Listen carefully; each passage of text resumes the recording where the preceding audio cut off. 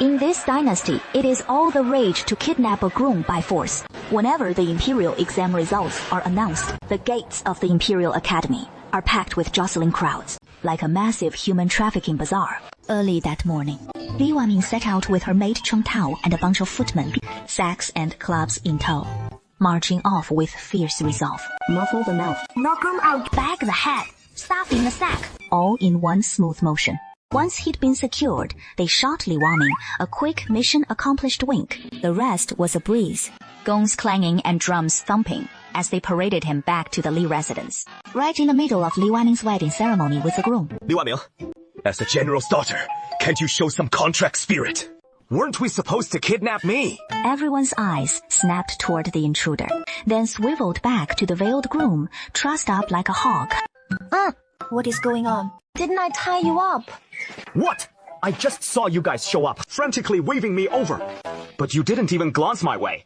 One whack with the stick, and they hauled off the wrong guy. For a wedding this big, can't you get it together? How do you even botch grabbing someone, right under the imperial list? He spat it out, glaring daggers at the opposite groom, Li Wanming. You didn't just grab some rando to haggle down my fee, did you? No way that is flying. We had a deal. 30 tiles a day, 10 days total. If you back out now, let me tell you, that deposit is non-refundable. Little sis, what is up? Li Wanming scratched her head. Yeah, nothing much. I think I grabbed the wrong guy.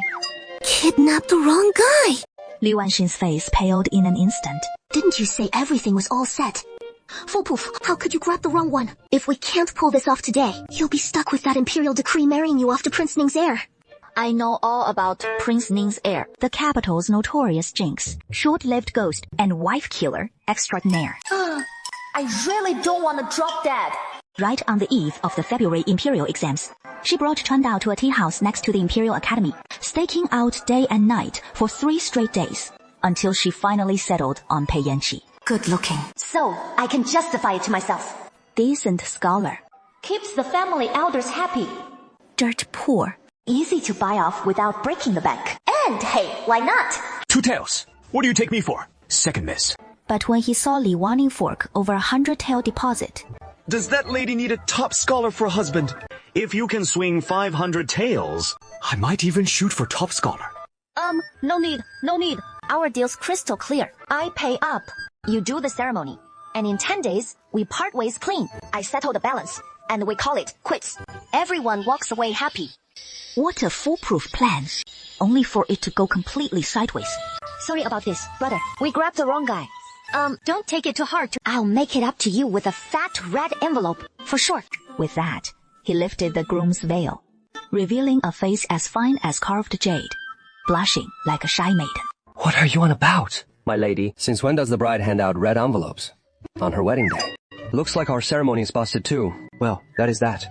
And as for that brother, since he is already here, why not grab a cup of wedding wine before he goes? What the hell are you babbling about? The third miss of the Lai family and I have a prior engagement. She is my fiancée. Yes, she was indeed your fiancée before. But the situation now is, your fiancée has already bowed to heaven and earth with me, and become my wife. Legally speaking, I'm her legitimate husband, properly carried in through the front gate. While you haven't even crossed the threshold yet. If we're really talking first come, first served. I'm the one who got here. First, you're second. By seniority, you ought to call me big brother. Holy crap. This guy's got some nerve. Such utter nonsense. Delivered with such righteous conviction. It almost rings true. The man finishes and turns back, pursing his lips toward the rope around his wrist. We really just messed up. The man rubs his wrist, his gaze dropping low. You wouldn't dream of seducing and abandoning me, would you, my lady? He grabs Li Wanming's hand. Since we've already bowed to heaven and earth, if you try to seduce and abandon me now, my lady, watch out. You'll be struck by lightning. Oh. And I'd be the heavens themselves. So why drag thunder into this? She is just about to speak. Shh. I overheard what you two said just now, and I've pretty much figured out your predicament, my lady. To dodge that arranged marriage from Prince Ning's mansion, you wanted to quickly find someone to marry. So why settle for him when you could have me instead? Because I'm way better looking than him. Clever. What a coincidence. And not just any kind. So what if he is shameless? And drop dead gorgeous? But we have a prior contract. Excuse me. Does the betrothal contract between you and the lady specify any breach penalties? If not, then terminating before the contract takes effect isn't a breach at all. You just lose the deposit. That is the worst of it. He sidles up to Li Waming. How much deposit did you fork over to him? And what is the balance due? Deposit 100 taels. Final payment 200 taels. Pick me. Pick me, and you save 200 taels. Plus my total package is way cheaper than his. Such a steal. Just cover my meals. That is plenty. Li Waming pauses, deep in thought. Okay, it is. You then. It is all arranged marriage anyway. Price tag's the same for everyone. Right. Of course I gotta pick the best looking one. With the lowest price tag. As the saying goes, shop around. Survival of the fittest. That is just how you choose a groom, isn't it? Li Huaming. You? What do you take this for? Some kind of sex pact or whatever. Didn't you catch that? The contract can end before it is even carried out. No breach there. And, hey, did you even bring a wedding gift today? Chentao, what are you spacing out for? Quick, get the drummers pounding again. Your miss just switched grooms. Li Cheng is ushered into the bridal chamber amid the MC's booming send-off call. Li Waming clutches the red silk. The groom tethered behind on the other end, strutting boldly right into the bridal room. Lost no face. Flip-flopping like KO San Music. Fickle as KO Qin Mutual. No sense of fair play. Keep pushing and we'll refund that deposit. Instant silence falls behind them. Hastily thrown together. No time to prepare. Excuse the modesty. You're too kind, my lady. As your husband, I find this rustic elegance quite charming. Chuntao's sent Miss Pei Yanqi, packing. Shall we still lift this veil? No need. I've already seen it all. Why bother with all those formalities? But what is the deal with you? Didn't I tell you to tie the ribbon on the girl in the light blue dress? How'd you end up tying him instead? I tied the lucky blue one, didn't I? Hi, forgot. Chundao's an American maid. Overthinking it a tad. So this must be a match made in heaven, fated to be. Why don't you introduce yourself first? He is already in the bridal chamber, yet doesn't even know her man's name. If word gets out, it'll be a real knee slapper. My surname is Cheng, given name Li Qing, a native of Lenya. I've been dirt poor since childhood and not exactly robust. Just hit the capital and came down with a nasty illness. Burned through my travel funds. Missed the exams entirely. Luckily, my lady took pity and sheltered me, or I'd have starved right there on the streets. Li Waming eyes the silk robe draped on him. But that robe looks awfully pricey. Cheng Liqing bows his head. All right, truth is, I scavenged this one. I spotted folks snatching grooms under the imperial list. In the scramble, some poor guy's clothes got ripped off, so I snatched it up and threw it on. Can't let good fabric go to waste. Right. Missed the exams. So what were you doing lurking under the imperial list? You got me snatching the wrong guy. Nearly botching the lady's big day. Mainly, I figured I'd soak up some of that wedding luck. 3 years from now. Rinse and repeat. So that is why you shamelessly latched onto me today, insisting on tying the knot. That is why I want a long-term meal ticket. If my lady doesn't mind. Oppose you. In your dreams, what Pei Yanqi and I agreed on was a 10-day trial. Same goes for you. 3 years. Wishful thinking on your part. And these 10 days, no pay for you. Just the room and board. That is what you signed up for. No backing out now. Cheng Liqing still smells sweet. 10 days works for me. Full belly and no hunger pangs later. He is a real catch. His easygoing vibe leaves Li Waming too flustered to stay mad. Since there is nothing else, let's just hit the hay. That quick. But then, Li Waming turns around, pulls 2 quilts from the nearby cabinet and spreads them on the floor. She kicks off her slippers and climbs onto the kang by herself, pulls the quilt over, fully clothed, and lies down. Keeping our distance. Even sleeping apart. This feels way too early. It is not even bedtime yet. Time to sleep now. Catch some this while we can, or we might not get a wink later. What do you mean? Why wouldn't we be able to sleep? Suddenly, commotion echoes from afar like an old woman wailing, mixed with the crash of smashing trinkets. Miss, the old lady's found out. Should I head over? No need, ma'am.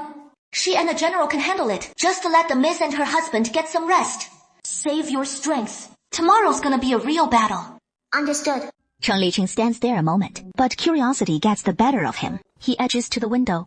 Shameless vixen! Seducing my granddaughter! Get that cheap bastard out of here! Sounds like your grandma. He rubs his nose. From that snort, she doesn't seem to like me one bit. Nah, yeah, she doesn't like me either. With that, he rolls over and lies back down. My lady, you're as beautiful as you are kind-hearted. Your grandma doesn't like me, so that must be her problem. Lady, have you ever heard the saying? Know thyself and thy enemy, and you will win every battle. If there is really a tough fight tomorrow, at least let me know who the enemy is, right? Lady, pity a poor soul like me, traveling 1,000 miles alone to marry into your family. If you don't help me out now, I'll really be stranded with no one to turn to. We're husband and wife, after all. You can't seriously let me charge off to my doom clueless, can you? Liu Wanming opens her eyes. Sure. My grandma's a handful, but it is hardly a death sentence. Spill the details. You've met my eldest sister today, haven't you? The one who stood in for our parents during the wedding ceremony. Right. She seems lost in old memories. My father was just a farmer in the capital back then, 20 years ago. He ran off to the Burmese frontier to enlist, where he married and had 3 daughters. All 3 of us sisters were raised out there, in Burma. My eldest sister was the prettiest and the kindest, with mom and dad always posted at the camp. It was she who looked after me and my second sister, cooking our meals and washing our clothes, raising us all by herself. As for my second sister, she was hot-tempered, quick to anger, loved practicing with swords and spears from a young age. But fierce as she was always good to us. Whenever anyone picked on us, she'd stand up for us. But once we got back to the capital, everything changed. Her gaze grew dim. 2 years ago, father was honored for quelling the bandits on the Burmese frontier, promoted to a 4th-rank general, summoned back to the capital. Though 4th rank isn't top tier. But father had jumped straight from 6th rank. To outsiders, it looked like a cascade of imperial favor. Bathed in the emperor's grace, our whole family overnight transformed into upstarts among the capital's elite. Grandmother was over the moon, fawned over by so many people. She nearly fainted from sheer delight. So, grandmother picked the 2 suitors from the highest-ranking families with the most generous betrothal gifts and married off my 2 sisters. One was the son of the director of the Imperial Academy. The other, a bastard son from an earl's household. By now, Cheng Liqing sensed something was amiss. Life was far from easy for them after marriage. Far from just bad. My eldest sister was so clever and capable. That hag nitpicked endlessly on behalf of the 9th madam, faulting her for not mastering those refined arts like flower, arranging and tea ceremonies befitting a noble lady, not to mention forcing her to stand in punishment every day, and feigning illness to keep my eldest sister waiting on her hand, and foot in her chambers, day after day. If it had stopped there, it might have been tolerable. But within a year, that wretched old crone seized on my eldest sister's childlessness as an excuse to force her husband to take 2 young concubines. Lin Wanming's eyes blazed with fury. You tell me, when husband and wife barely glimpse each other all year long, where would children come from? My sister was more than willing to bear them, but did he dare to father them? Cheng Liqing faltered, at a loss for words. And what of my second sister's home? They're nothing but a pack of beasts, spouting all kinds of sweet promises during the proposal. But it was only later that we uncovered the truth. Shuzi already had a stunning, seductive concubine on the side, and a sweet, devoted wife waiting at home. No one in the capital would have him, so they turned their greedy eyes to our family, preying on us as newcomers to the capital, and scheming with Li Chao to trick us into the marriage. Grandmother, on the other hand, lost all reason the moment she saw their noble lineage, even urging my second sister to just endure it. With second sister's fiery temper, how could she possibly stomach that? Just days after the wedding, second sister smashed up their earl's mansion, and I heard she even injured a few people. Then, they accused my second sister of madness, locked her away, and forbade anyone from visiting her. Once mother learned of it, she demanded a divorce. But against such a powerful noble house, no matter how hard she tried, it was all in vain. In the end, even catching a glimpse of her own daughter became impossible. The setting sun finally swallowed the last faint rays of light. The room unlit, plunged into utter darkness. Even this time, the family had to lie that mother was ill, just to bring big sister back, so she could witness me taking the vows. After Li Kao, he was whisked back to the Chen family overnight. That is why your parents didn't stop your reckless antics this time. They even supported you in secret to keep you from marrying into another noble house, and suffering the same fate as your 2 sisters. Right. Mother said, from now on, fake or not, it doesn't matter. You could marry a dog before. You'd marry into a noble house. Once you're in, it is a depth deeper than the sea. If the husband is not a good man, then a noble house becomes a prison. So, she insisted on letting me decide my own marriage. I didn't want to marry the heir of Prince Ning. Then don't marry him. I wanted to capture a husband of my own. Then, go capture one. Even if I ended up yielding to Liu Zi, he backed me up all the way. Cheng Liqing shouted in fear. WL, it doesn't have to be quite that extreme. Prince Ning's heir isn't all that bad, right? You're from out of town, so you wouldn't know. Prince Ning's heir is infamous in the capital as a broom star and wife-cursed ghost. His birth chart is notoriously tough. He's already brought doom to several fiancés in a row. All those women who got betrothed to him, they all died in the most baffling ways, mysteriously. Tumbling to their deaths while just walking along, drowning in some freak boat accident, choking on a simple meal, and one even got trampled to death in a jewelry shop's blowout cell. Tell me, that is not outrageous. So eventually, the matchmakers in the capital, whenever they'd pass by his family's estate, they'd go way out of their way to avoid it, nicknaming him Living Bad Luck. Life's walking curse. Yeah, I just can't wrap my head around it. A short-lived jinx with a birth chart that's solid. Why on earth does he insist on getting married? Wouldn't it be better for him to just live out his days safe and sound, all by his lonesome? It is not like his family has the throne to pass on. Maybe it is the princely title he needs an heir for. Li Wanming shot him a knowing glance. Then the emperor, who knows what got into him, actually took a shine to me and decided to betroth me to him.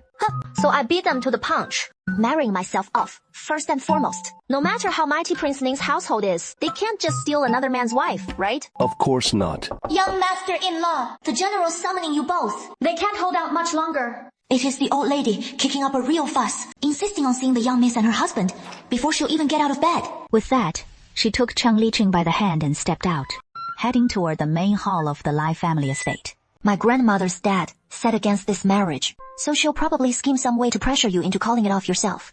But whatever you do, hold your ground. Don't worry, my lady. I've already tied the knot with you in the hall, so now I'm part of your big shot family. That ghost general, who is off fighting far from home. Grandma can forget about prying me away from you. I finally landed a lively, feisty wife like you.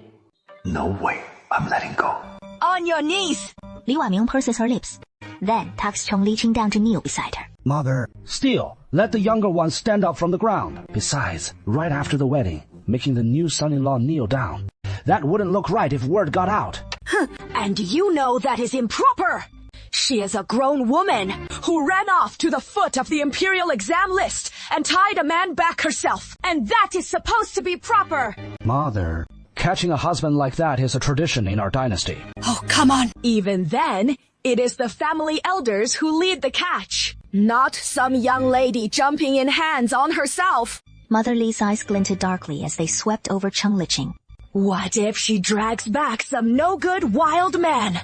Wouldn't that just ruin our family's good name? Cheng Liqing, however, kept his composure, calm and unruffled. I've paid my respects to father and mother. I am a Juran scholar from Langya, here for the supplementary exam. And speaking of which, that is practically an official status. Yet from the moment you laid eyes on me, mother, you called me a wild man. Does that mean you're saying the court is blind as a bat, only handing out offices to wild men?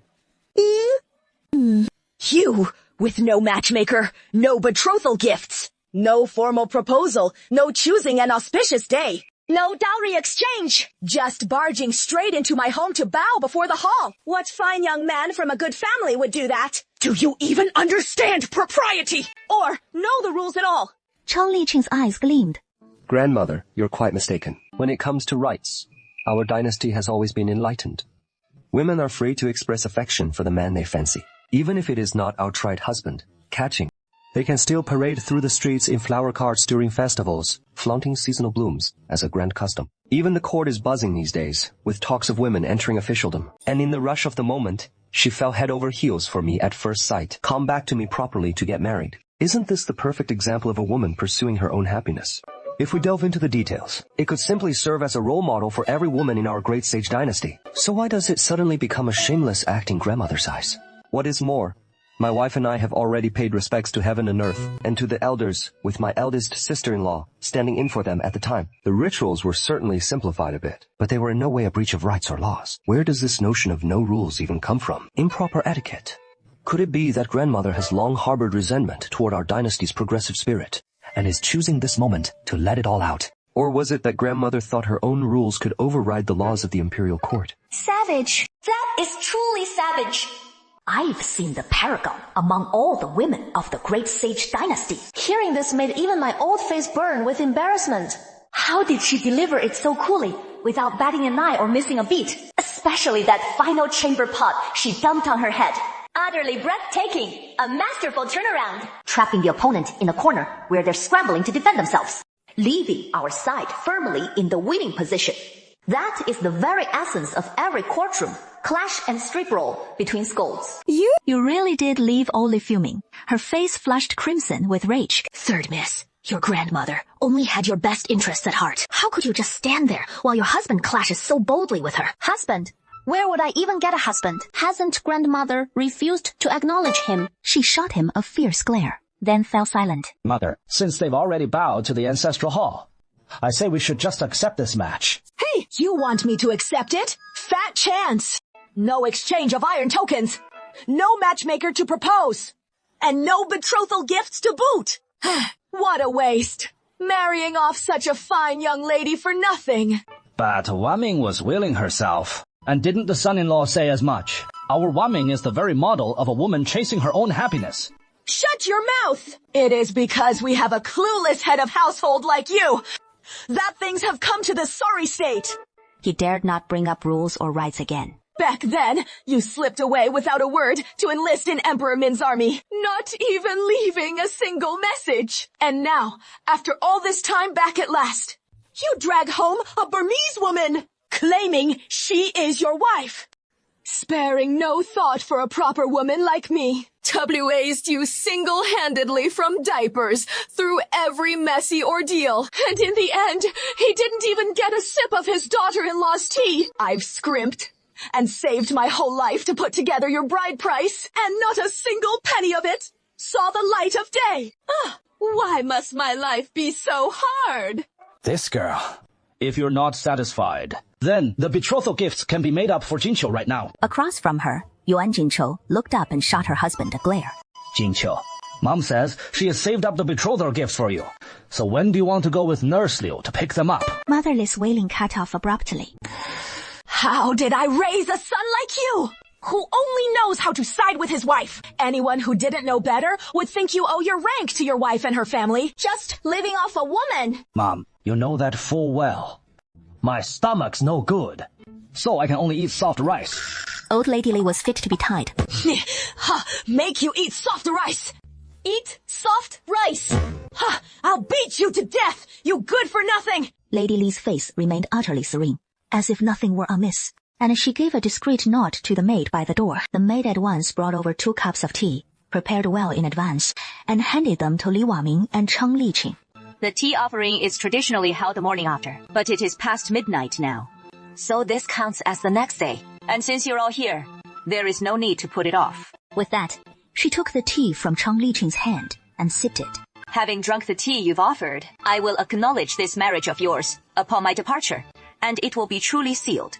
Li Waming instantly grasped her mother's meaning, snatched up the teacup, and approached her father. The general, reeling dizzily from blows of the dragon-headed cane, still managed to extend a hand, and gulped down the tea in one hasty swig. What is so bad about the Queen's mansion? Their ancestors served with distinguished merit, and were granted the title of one-character parallel king, passed down through generations without interruption. This is the height of nobility in our great sage dynasty. Marrying into the late Ming household, she'll enjoy endless glory and riches. Let's go. Li Waming and Cheng Liqing followed obediently behind.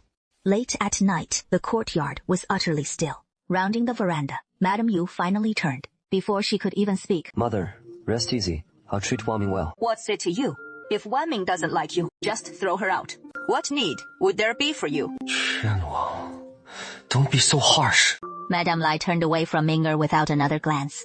Tomorrow at dawn, I'll return to the camp with your father. Now that your marriage is settled, I can finally set my mind at ease. It's just that woman from your grandmother's natal family has been staying in the house these past few days. I fear she'll hatch some scheme to stir up your grandmother again.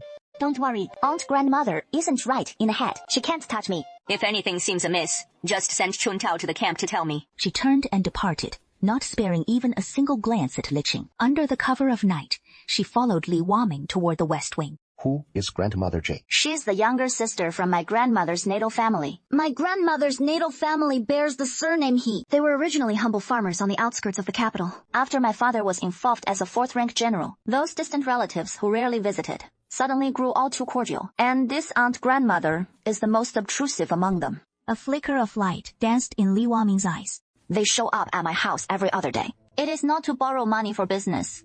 it is to snag silk for clothes, claiming they're just there to chat with my grandmother. But they never leave empty-handed. And it is not just him dropping by. His second son drags along the grandkids, the whole family mooching off us. Oh, and get this. He sees my father has no sons, so he tries to sweet-talk my grandmother into adopting his own grandson into our family. That is not right your family name.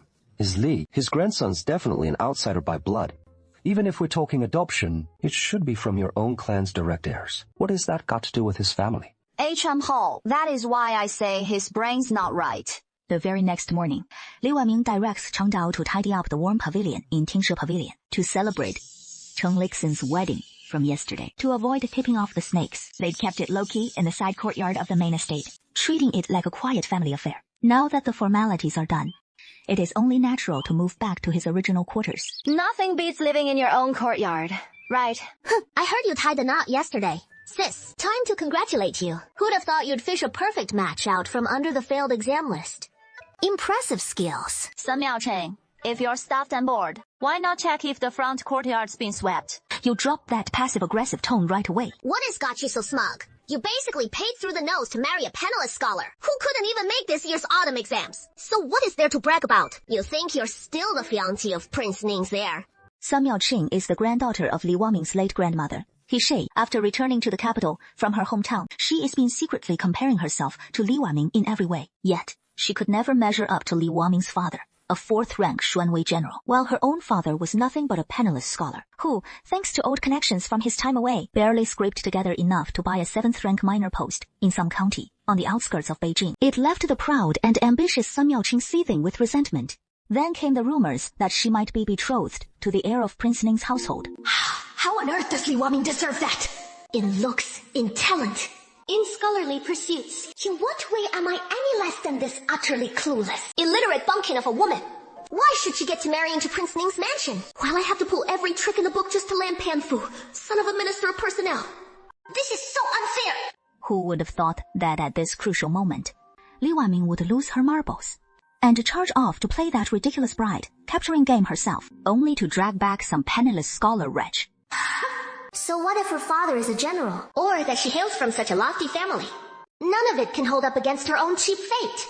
If you're not destined to be the heir's consort, well, you're just not. Even a cooked duck delivered straight to your mouth, you still can't swallow it. What? A born and bred loser. Utterly doomed to be lowborn.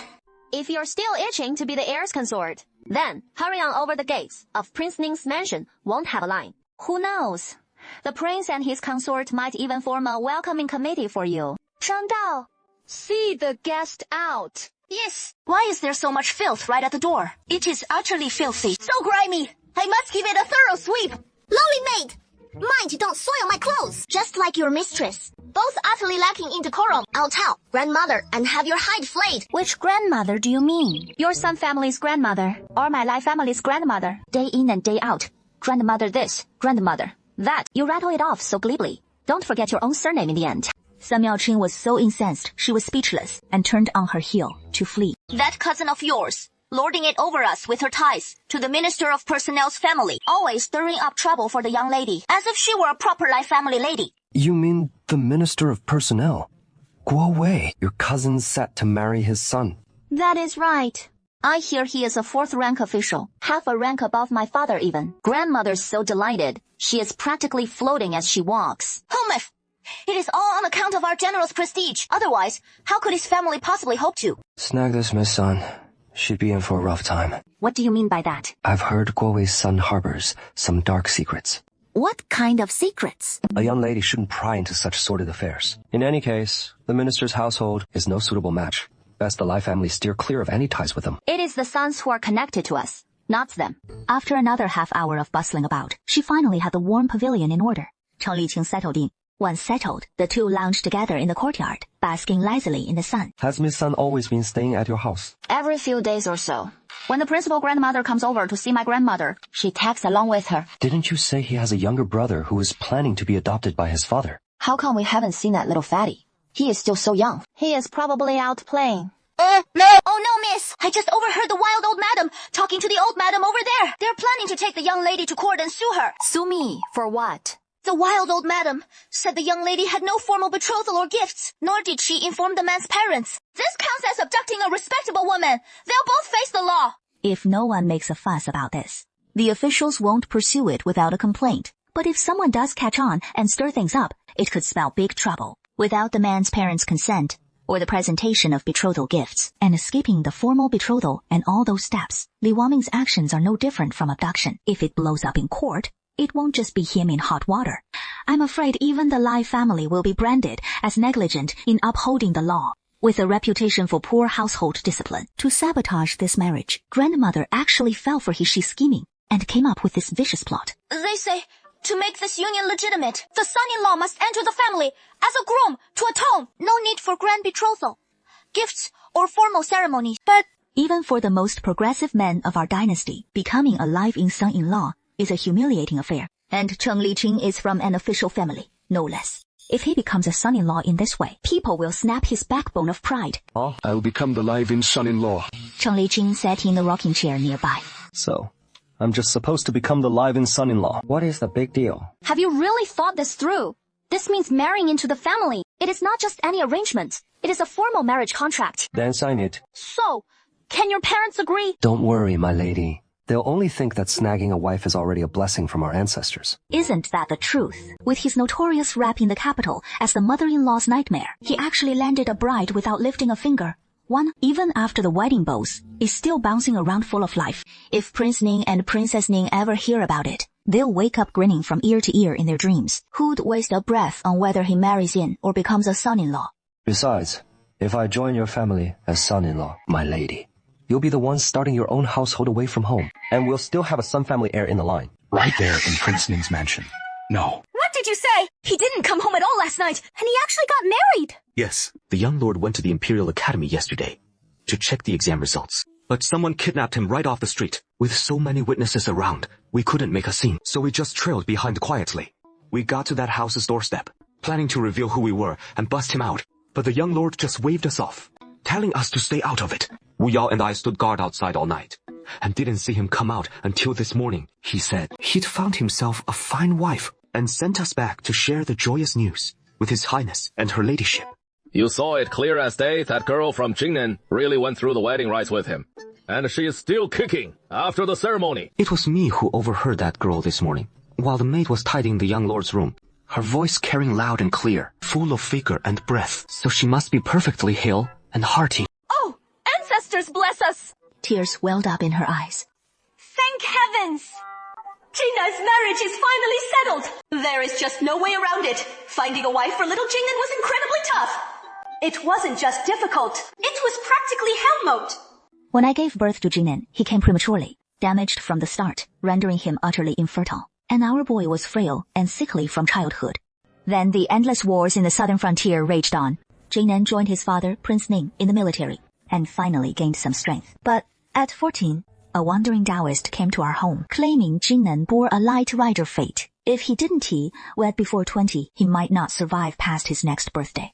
I, Princess Ning, didn't believe it. But after that, Jingnan's health truly worsened day by day. My first 3 sons had all perished on the battlefield, and now only this one precious heir remained under my knee. I had to preserve my son's life at all costs. So I, Princess Ning, cast a wide net, publicly arranging matches for Jingnan across the capital. But little did I know, besides his frail health, his very path in life was cursed beyond belief. With 3 fiancés in a row meeting untimely ends.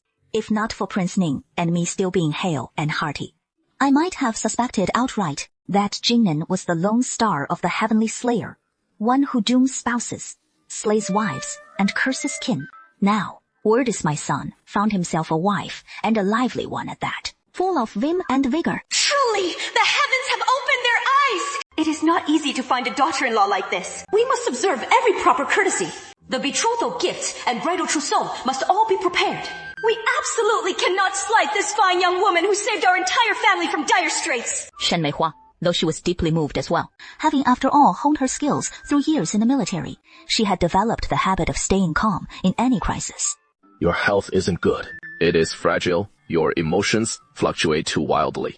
With a matter like this, we should clarify the details first before proceeding. He helped his wife to sit down. Which family is that young lady from? Who else in her family would consent to this match? He wondered deeply who would ever give their daughter to him in marriage. She's the third daughter of General Xuanwei, Li Rusong. At those words, Wang Yi and Wang Fei's hearts sank like a stone. Toward year's end last time, that wandering Taoist, Fang Daoren, traveled once more to the capital, and upon seeing Xiao Jingnan on the cusp of 19 with no marriage prospects in sight, a surge of compassion stirred within him. If he could find a girl whose basie was even harder than Xiao Jingnan's, allowing Xiao Jingnan to wed her, perhaps it would yield a double negative turning positive, an unconventional triumph through fate's alchemy. Princess Ning scoured the capital far and wide, and soon located Li Wangming. The wandering Taoist had examined Li Wangming's bazi. This bazi was profoundly strange and uncanny, unyieldingly, rigid beyond measure, certain to overpower even the pure infant fate. Princess Ning, upon hearing this, resolved to press forward boldly, petitioning His Majesty for an imperial decree of marriage, only to be held back by Prince Ning. He is the emperor, not the king of hell. What if she doesn't bring bad luck to Jingnan? That'd just be forcing the poor girl to her death, wouldn't? So for us, let's stick to the proper way. Have someone propose on our behalf, and at least consider her personal wishes. Her wishes came back sooner than expected, and Princess Yi wasn't even angry when she heard. She just sat quietly at home, shedding silent tears. You can't force a bull to drink by holding its head down. We cherish Jingnan so much, but their daughter was raised with every indulgence too. No family wouldn't treasure their own child, so how could we bully our way into a forced marriage? It just doesn't make sense. Maybe this is just Jingnan's fate, and we'll have to accept it. Who would have thought? Just as they were preparing funeral arrangements for Xiao Jingnan, a sudden twist brought word that he'd already taken a wife. You sure you read that right? Didn't they say the girl wasn't willing? How did she suddenly agree to marry him in the blink of an eye? And she actually went through with it. Could it be he likes playing these cat and mouse games to lure her in? Lu Ping watched as his lord and lady's imaginations ran wilder by the minute. This morning, when the heir stepped out to grab something, he mentioned that the third lady of the Lai family had no clue about his true identity, and told us to stay away for a few days, so we wouldn't blow his cover. Ah, no wonder. In that case, let's go along with Jingnan's plan. You all stand guard discreetly at the Lai family gate. Protect her without alarming anyone inside, and keep an eye out for any other needs she might have. No matter how big or small, fulfill them all without fail. This daughter-in-law was hard won, so even if the sky rains down knives, we must cherish and protect her. Madame Li of the Lai family sat squarely in the center of the upper seat in the main hall, with Madame He seated right beside her, inwardly swelling with smug satisfaction. Today, she was dead set on forcing Lin Wangming to meekly call off yesterday's betrothal and marry straight into Prince Ning's mansion without a fuss. I just can't wrap my head around why grandmother is hell-bent on wrecking this marriage. Sparing that poor bookseller from the Lin Wangming family, what is so bad about him? I've told you, once Lin Wangming weds into Prince Ning's mansion, won't she lord it over me even more? What does our Sun family get out of it? You blind fool, with no vision. Obsessed only with what is right under your nose. Just think for a second. If Lin Wangming marries into Prince Ning's mansion, won't you have the heir to Prince Ning as your brother-in-law from here on out? Your husband will be kin by marriage to Prince Ning's heir. Who'd dare look down their nose at you then? By then, forget just the son of a vice minister of personnel. Every man in the capital will be yours for the picking. But why does she get to marry Prince Ning's heir? I'm clearly prettier and more accomplished than her. I should be the one tying the knot with Prince Ning's mansion. You still dreaming of marrying into Prince Ning's mansion? Why don't you squat and piss in a puddle? Take a good look at your sorry roots. Your father toiled away for 6 whole years just to barely snag a Shukai degree. If not for me sucking up hard to my elder sister from my natal family, your entire clan would have starved to death ages ago. And you sure as hell wouldn't be lounging in comfort like this. Without him around, what the hell would you even amount to? Li Dai is just some 4th rank lackey. Hardly any hotshot official worth bragging about in the capital. He doesn't even make the grade. Who are you to criticize others for slacking off? I'd love nothing more than to crack open his skull and see what kind of nonsense is stuffed in there. Let me tell you something. If Li Wangming becomes the heir consort of the prince's mansion, then later, when your brother is adopted into the family, won't he become the heir's own brother? That is one powerful connection. Where else are we going to find something like that? He was too fed up to waste another word on Sun Miaoqing. You keep your mouth shut today, or if you dare sabotage my plans, I won't let you get away with it. Sun Miaoqing seethed with resentment, but she bit her tongue all the same. As long as her brother Sun Bingwen gets adopted into the Lai family, becoming the family's sole male heir, all those Lai family estates properties, and servants will fall right into our hands. Even if Li Waming marries into Prince Ning's mansion, what then? Given his utter uselessness and his crude, uncouth demeanor, sooner or later Prince Ning's heir will cast her aside. And by that time, I'll be not just the young mistress of the assistant minister of personnel's household, but also the blood sister of the young master of the Li estate. If Li Waming gets divorced and sent packing back home, won't she have to live under my watchful eye? Moments later, Cheng Liqing and Li Waming stepped inside. Greetings, grandmother. Grandmother, have you eaten? I have. Madame Ling responded on reflex, then caught herself. Third girl, you've gone and gotten married on your own without your parents' consent on either side. That is abducting a fine young man from a respectable family. A grave offense against the laws of our dynasty. Yo, so now, grandmother's an expert on the law. Is she? What grandmother's thinking is, if this ever gets dragged to the authorities, it'll drag the whole Lai family into a lawsuit. Then your father's hard-earned rank as general would be gone in a flash. So what is grandmother's plan then? Hey, this mess, it is tough if you make it tough. Easy if you play it easy. Just agree to it. Say last night was just kids fooling around. The so-called marriage doesn't count, and we can brush it off like nothing happened. Otherwise, we'll have no choice but to make him marry into the family. Third girl, don't blame your grandmother for being harsh. It is just that what you've done is utterly outrageous. As long as you two admit it was all just childish nonsense last night. No actual consummation. No wedding rites either. Have him sign a binding document, swearing never to breathe a word of this. And it'll all be behind us. You'll still be an untouched maiden. Untouched the maiden. No need for foster grandmother to trouble herself over a marriage alliance. Cheng Liqing was just about to speak. It is over. I already slept with him last night. What kind of person is she? I thought it over. You're a Juren. You'll become an official someday. You can't bear the stigma of a son-in-law. After saying that, she lifted her head. I said I consummated our marriage with him last night, and plenty of people saw it. You're utterly shameless! As a married woman, what is so shameful about sleeping with my own husband? As if grandma and grandpa don't sleep together. Since we're married, why not go all in and make my status as a married woman official? Doing this isn't just to help Cheng Liqing. It is for the plans I have ahead, which require the status of a married woman. Though the great sage dynasty is enlightened, it doesn't forbid women from going out or doing business. But an unmarried girl can never enjoy the freedoms of a married woman. Li Waming wants to rescue her two sisters, and the first step is securing this very freedom. A young lady like you, how can you utter such indecent words? You've been utterly spoiled by Yuan Jingqiu. Today, I must discipline you properly on behalf of your father. Hating people isn't a good habit. Get tight. He never imagined that Li Waming would sacrifice her chastity to protect his career, going to such lengths. Since he offered a wooden peach in kindness, I must repay him with the radiant autumn sun. Such a kind and righteous woman, so deeply affectionate and loyal. How could I ever betray her? Isn't it just marrying into her family? I'll do it, no question. What? You're saying you'll marry into the family? That is right. With that, he turned his eyes away from Hishai. Did Spring Peach catch what the two grandmothers said? Why aren't you rushing off to fetch Uncle Lai from the Lai household? Spring Peach had been lost in thought, but then caught Cheng Liqing, winking at her insistently, so she nodded quickly and dashed off. What is all this about? Dragging me back in such a rush. I just got to the frontier camp, and now you're hauling me home again. Jingqiu's waiting for me to drill the troops together. So speed it out, quick if you don't. I'm out of here. General, hurry back and see for yourself. Your uncles and the third elder have already arrived. What has brought them here? His father passed away young, and his mother bore only him and his two younger sisters, who married out of town a decade ago. So the Li household branch has few members left. Just a handful of clan brothers living in the outskirts of the capital. They're all simple farming folk, though, kept busy day to day with little time for visits. The third elder the steward mentioned. He is the most revered senior in the Li clan, a farmer by early trade. Yet, he fancies himself a scholar, and whenever the Lai family faces a major matter, they always call on him to mediate fairly. He is essentially the family patriarch. But on an ordinary day like today, no festivals or holidays. What could have drawn the old gentleman here? Could it be about Wenmin's marriage? That doesn't make sense.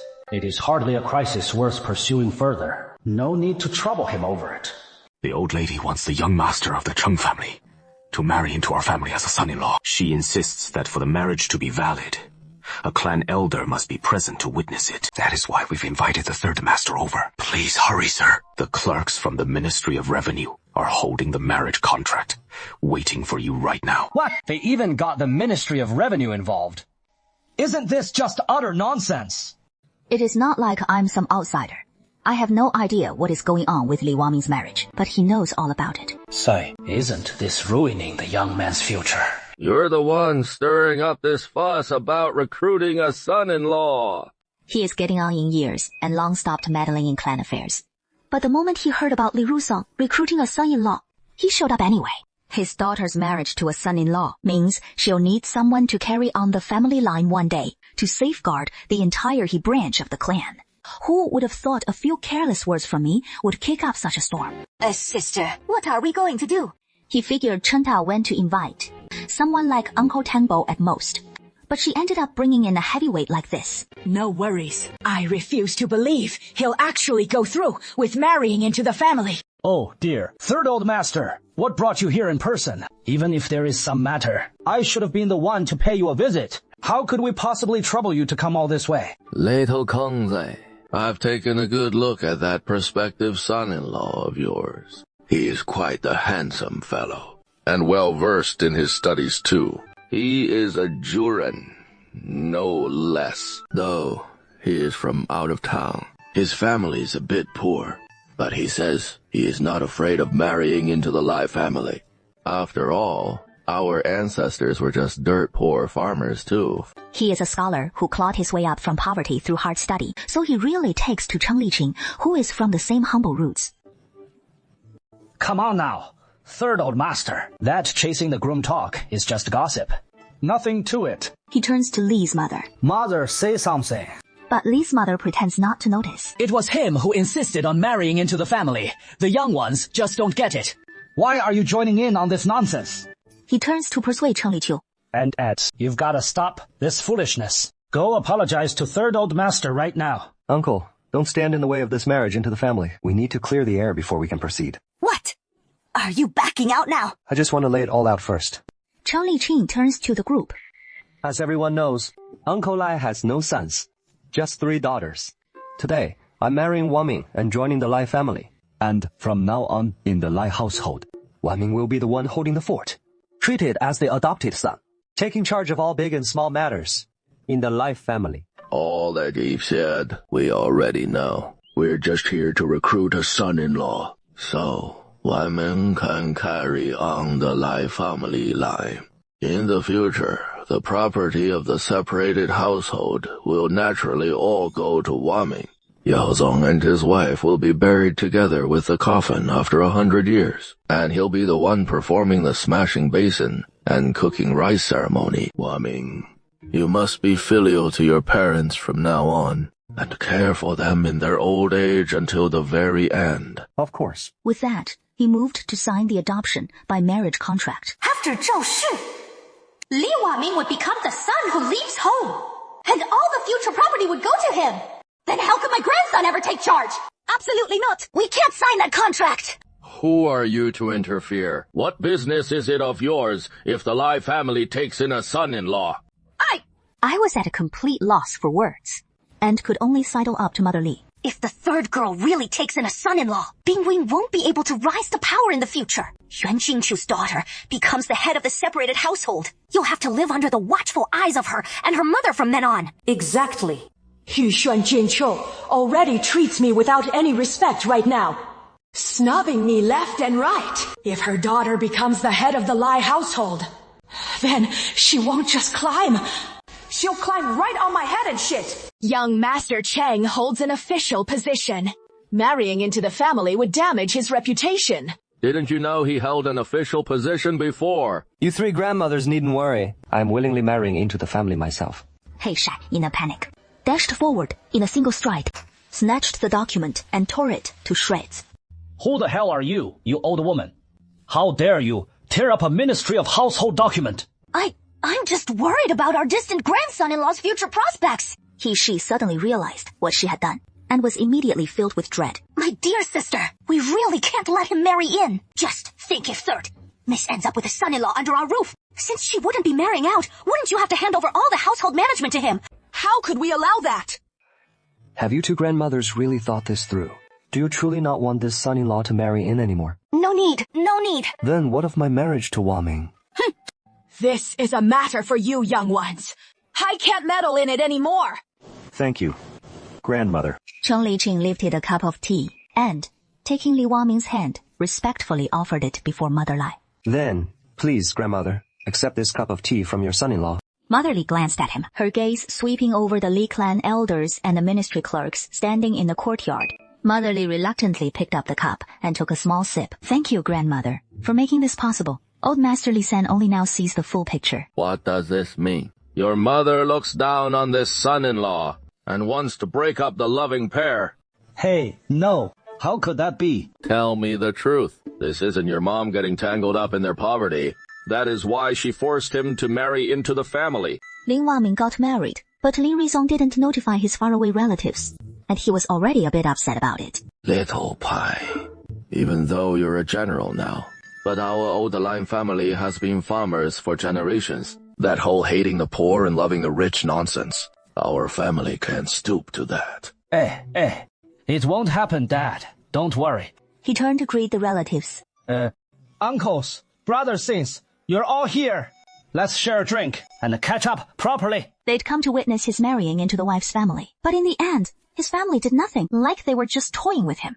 Lin Ruzong couldn't save face, so he could only claim that yesterday, with Lin Wangming's wedding, they hadn't had time for the toasts. Today, they'd make up for that drink. Cheng Liqing gladly agreed, cooperating fully by changing into fresh clothes and tying a big red sash around her waist, then pulling Lin Wangming along to join the toasts. Once the wine is set out, everyone will know I meant it. So how can I make it look legit in 10 days? I can't throw another big banquet then and tell everyone that marriage was just a prank. You don't need to take it seriously. How is my dad supposed to survive in official circles after that? The censors would pounce. Even a charge of lax family management would be the least of it. Are you really going to toast?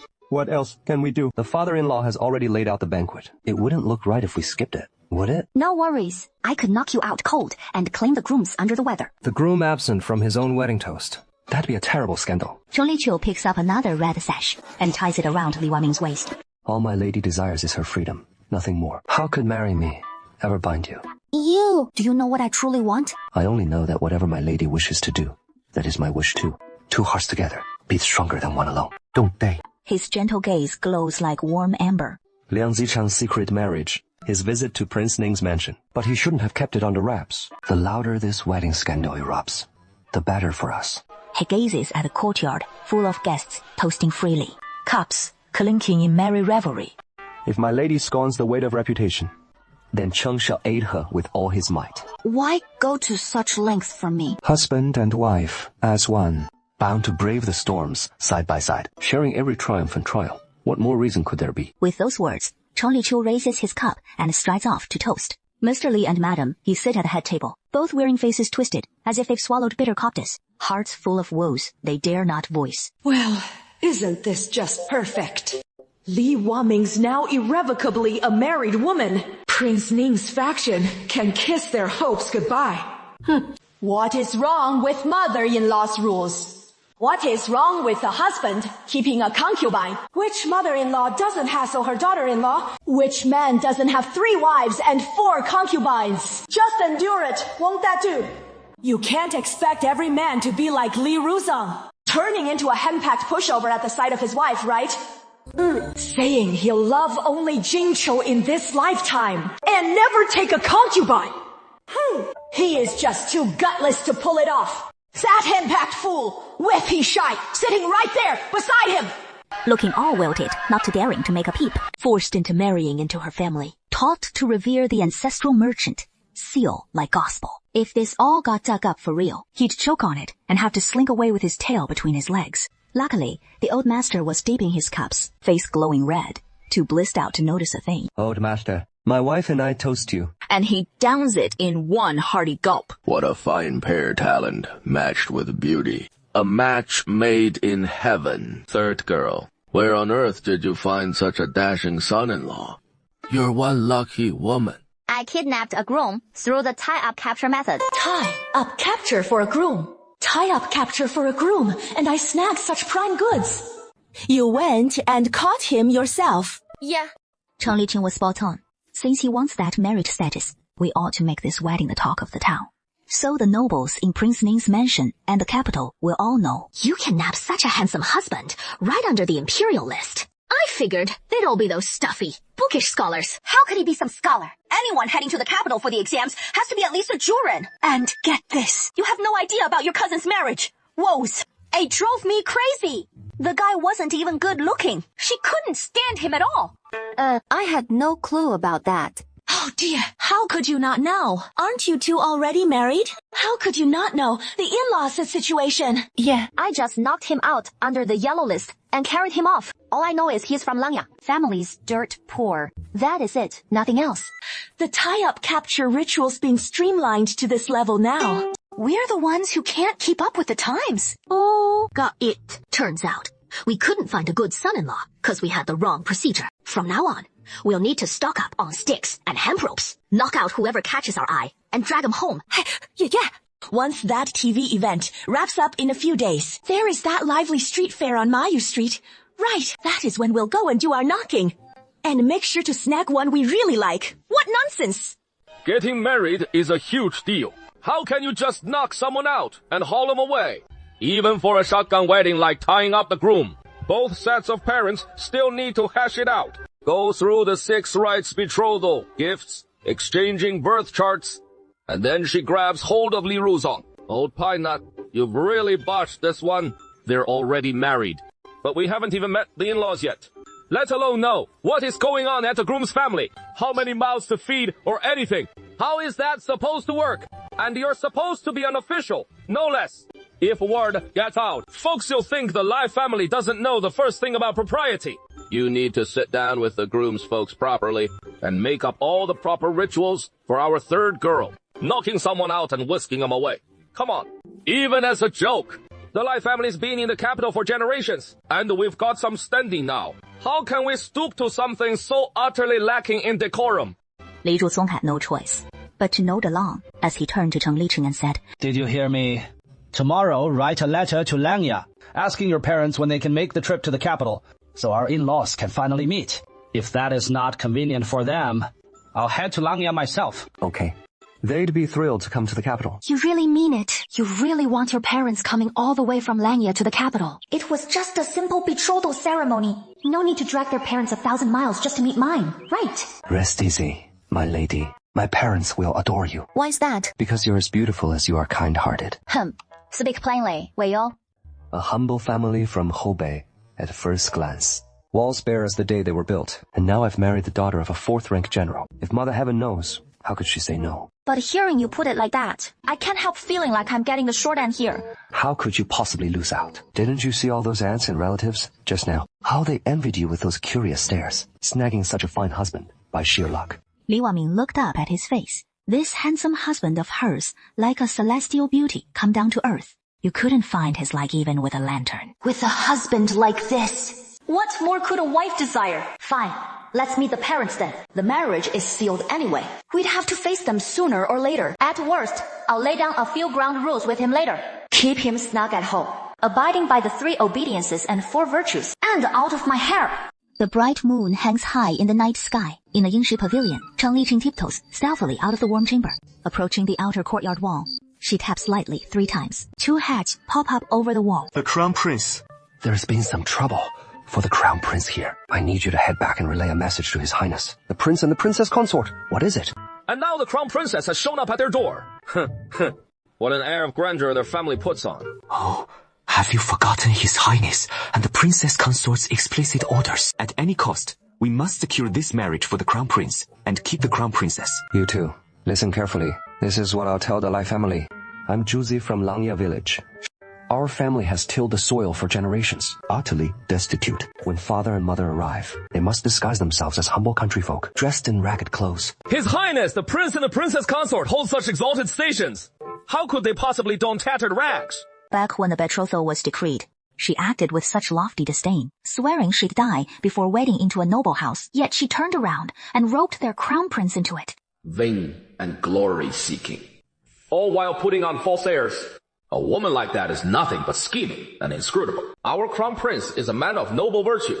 How could he truly wed such a creature? Yet, no matter how much they disdain her, inwardly, they know it would be unjust for their own son to renege on the marriage. Thus, though Wu Yao harbors no affection for Li Wanming, he still strives to play along. But who could have foreseen this woman, growing so brazen, daring even to play the victim against his highness and the princess consort? The torn clothes are the least of our worries. The real issue is, my father-in-law's family used to farm too. So if father knows nothing about farming, we probably won't fool them. Relay this back. Tell father to learn how to farm. And also ask mother how the textile shops in the capital weave cloth. Note, it is weaving cloth, not embroidery. Have mother put away all that. Suits embroidery, shoe embroidery, double-sided embroidery, and the like, or we'll give ourselves away. In the mighty great sage dynasty, even a suspect like me, your sworn ally, has to go learn how to farm. Do we really have to go this far? Poor families can't afford idlers. It only looks real when the whole family pitches in. 世子爷, are you really going to marry that girl? What choice do I have? Where are you going to find me a bride? Generally, it's a newly promoted martial officer from a couple years back. Marrying his daughter advances His Majesty's grand plan. Besides, after the wedding night with her, I've actually started feeling healthier. It is true! Maybe this union really is fated. The prince and princess consorts are coming all the way from Wolffang Pass. And the Lai family will surely invite them to stay. But we can't let them bunk at the Lai residence, or staying too long might blow our cover. We can't stick them in an inn either, since the prince is broke. Maybe we can claim we have relatives in the capital who run a business. So we can naturally crash with them instead. But they can't be close kin. Otherwise, how would Shizi explain showing up in town but never visiting family, and hanging around Miss Li all the time? It has to be distant relatives. That is easy to handle. Have Uncle Zheng and Mama Yu convince my distant cousin and his wife. Then it'll be simple for you to win over my younger cousins. That little matter. MIC cousin and CCC in law. I'm afraid we'll still need to find a house, just in case the family pays an unexpected visit. Something rundown and off the beaten path.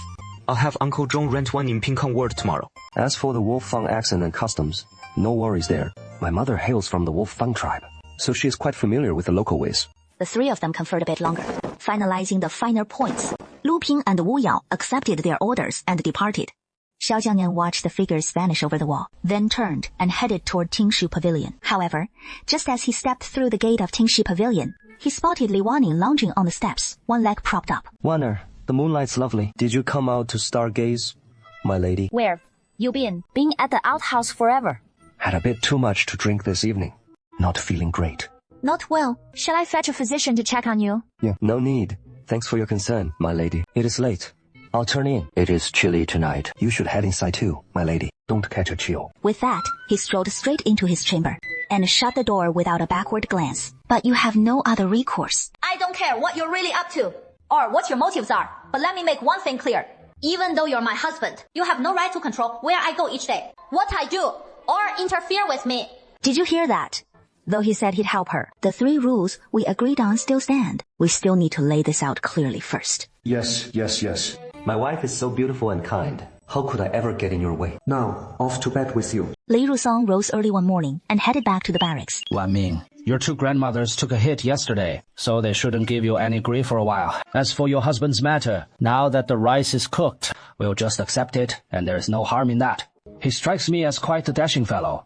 And you seem pretty keen on him yourself. With that thick-skinned, devil-may-care attitude of yours. Your husband here is confident no one at home can get the better of you.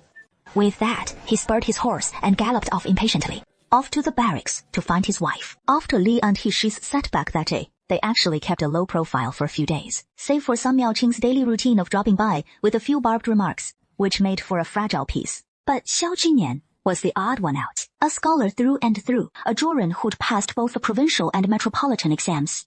He spent his days arranging flowers, sipping tea, savoring wine, and lounging in the sun, but never cracking a book. Don't you need to prep for the exams? We've got 3 years yet. What is the rush? Is it that your scholarship's not up to snuff, and you're scared of flunking this round, so you're faking illness to dodge this spring's imperial exams? Yangtze studies so diligently. Is it because she wants to be the top scholar's wife?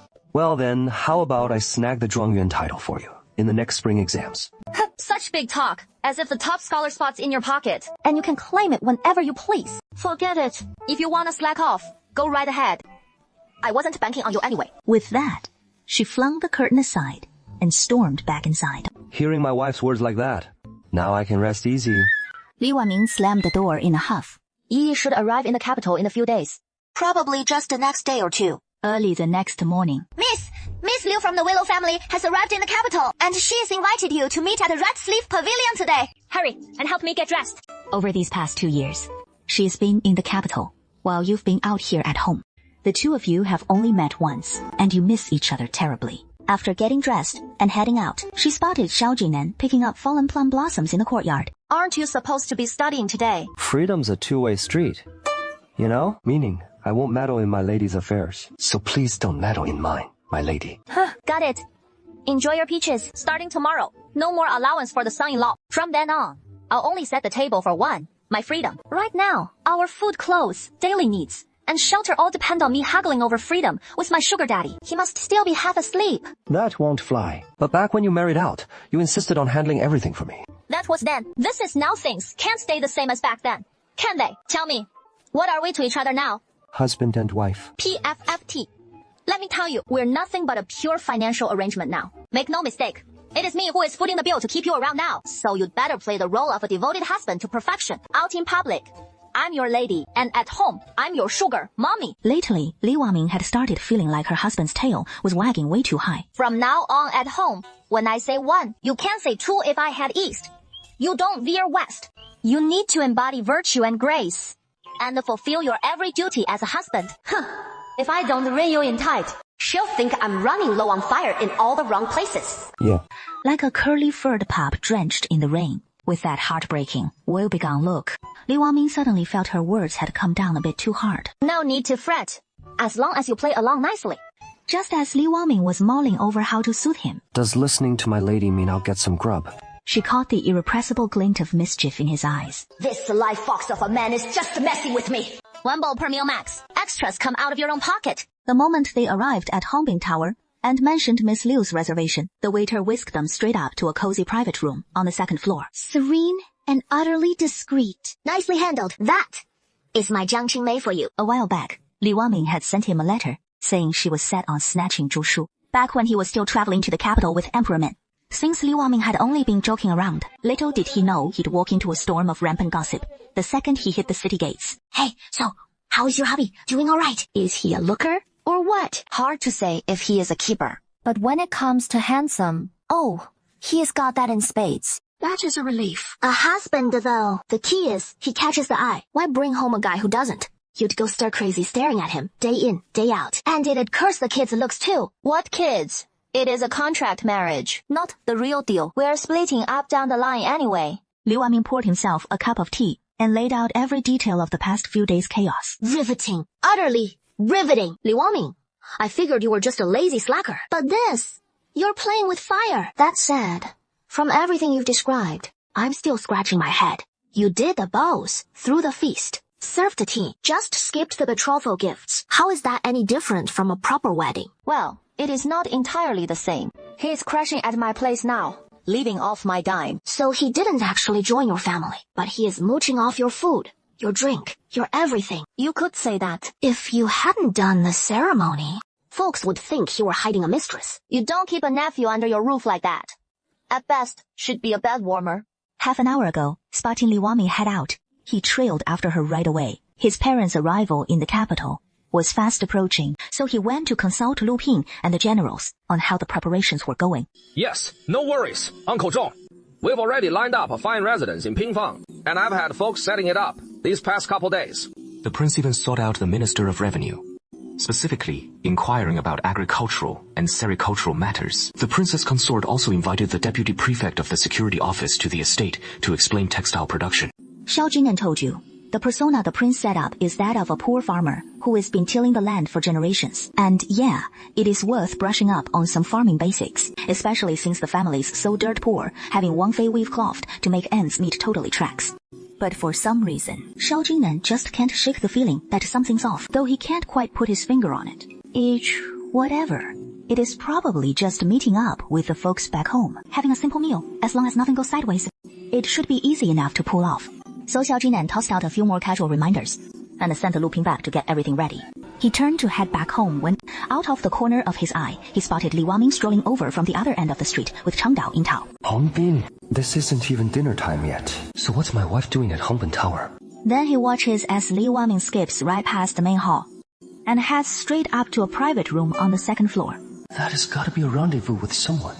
Xiao Jin and his inner voice piping up flashes back to Li Waming earlier that day, when she was giving him that fierce glare before she stormed out. Could she be meeting a lover? But then he thinks twice. Li Waming's not the sneaky type. And besides, if she had a lover, why bother chasing after me under the table? She could just bring her own guy along. Once Li Waming's upstairs, Xiao Jin sneaks up after her and grabs the room right next door, which sets him off in a fit of violent coughing. Liu Yiyi hears the hacking next door and perks up. Hey, what is that about? Choked on a snack. Hongbin Tower's dim sum is so fancy. Folks always get greedy and try to scarf it down. So yeah, choking on one big bite is par for the course. Thinking back to my husband at home, being able to chow down big mouthfuls is a real blessing. Not like the one I've got. Can't he just sit still for one meal? And he has the nerve to be picky about his food. That is not quite it. Li Waming pauses to reflect. He has got way too many notions. What kind of ideas does a simple meal even need? Miss Liu, you have no idea. Our young master is full of them. Yesterday with the goose dish, the young master insisted on soaking it first in plum water, then smoking it over fruit wood to really bring out the flavor. The day before that, with the gluten stir-fried crown daisy, he complained the timing was off. Said the gluten needed a wide oil stir-fry first, then added the crown daisy at the end, or it all turned tough. And the day before that, with tea, he went on about how spring water's the top choice. River water just won't do. Mountain spring water is supreme. River water comes second. Well, water's the bottom of the barrel. Every meal, it is non-stop nagging, grumbling and nitpicking away.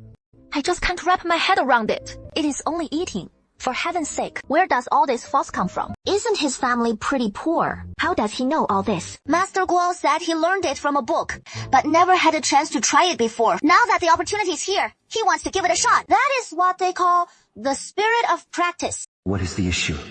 Every step is spot on. Pai Faming actually thinks I'm nagging him, when clearly, ever since I joined Ting Shuan, the entire place's culinary standards have been elevated to a whole new level. Isn't that right? Oh, right. Did you bring the stuff I asked for? You did. Liu Yiyi pulls out a box from behind her and opens it up. And here is the shanlei you wanted. I dried it, just like you said. Brought it all the way here for you. Liu Yiyi grabs a bundle from nearby. But you're really planning to sell shanlei wine here in the capital? Will Ongtuan even allow it? Your dad's a 4th-rank general. Now he'd never approve. Back when we were in the main region, it was different. He flips through it lovingly, gazing at all those jars and the bright red shanlei dries. Mom's definitely not going to agree. So, we've got to keep this on the down low. I've thought it through. And to save my sister, no matter what, we need money first.